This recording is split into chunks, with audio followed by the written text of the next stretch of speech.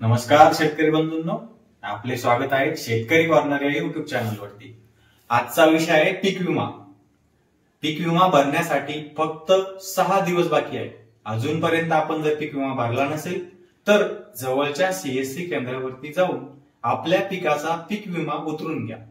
पीक विमा उतरवला तर आपला फायदा काय होणार?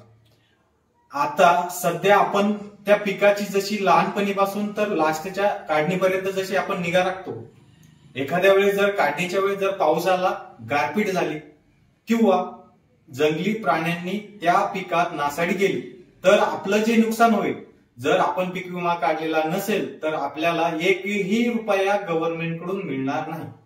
त्यासाठी गव्हर्नमेंटने खरीप पीक विमा 2025 सुरू केलेला आहे। त्याची लास्टची तारीख 31 जुलै ही आहे।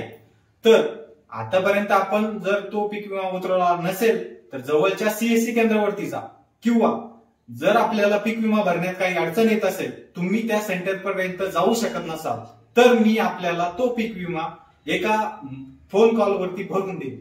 त्यासाठी मी वरती जो नंबर देईन त्या नंबरवरती संपर्क साधा। आपल्या जवळचे डॉक्युमेंट मला काय लागेल, जसं की आपला आधार कार्ड, आधारला लिंक असलेला मोबाईल नंबर व बँकेचं पासबुक, आपला गट नंबर, क्षेत्र किती आहे, काय हे सगळं आपण कॉलवरती डिस्कस करू। पीक कोणतं टाकायचंय हे आधी ठरवून घ्या। मला तर असं वाटतं जे पीक तुम्ही पेरलंय तेच टाका। जर आपलं नुकसान झालं तर गव्हर्नमेंट कडून फक्त आणि फक्त जे पेरलेलं आहे त्यालाच पीक विमा मिळेल।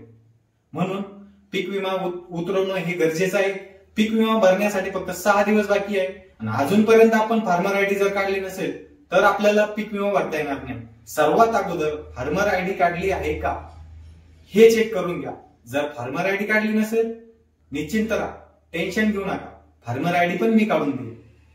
जर आपल्याला सेंटरवर जाणे शक्य नसेल तर, नाहीतर आपल्या जवळचं सेंटर आहेच, तिथे आधार कार्ड घेऊन जा, गट नंबर, मोबाईल नंबर, आधारला मोबाईल नंबर लिंक असणे हे गरजेचं आहे। नसेल तर बायोमेट्रिक करून तुम्ही फार्मर आयडी काढू शकता।